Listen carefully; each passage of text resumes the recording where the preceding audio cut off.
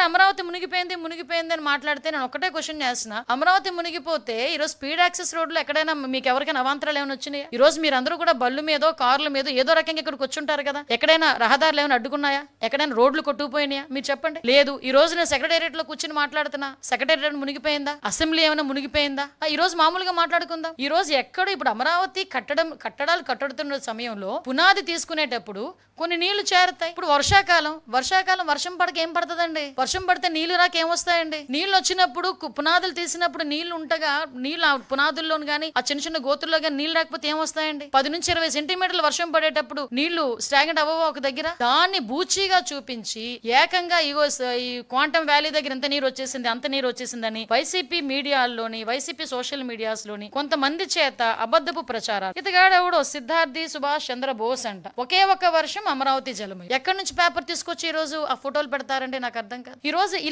ఇలాంటివి సోషల్ మీడియాలో వేసి దీని గురించి అమరావతి కోసం 3 రిజర్వాయర్లు ఎందుకు, అమరావతిని ఒక రిజర్వాయర్ గా కడితే పోలే, ఈ మూడు పంటల పండనేలా రిజర్వాయర్లు నీళ్లు పుష్కలంగా ఉండే కదా. అంటే ఇలాంటి ఒక రకమైన నెగిటివ్ యాంగిల్లో ప్రొజెక్ట్ చేయడం ఇది ఒక్కటే కాదండి. ఇలాగా ఒక మూకుమ్ముడిగా అమరావతి మీద దాడి చేశారు.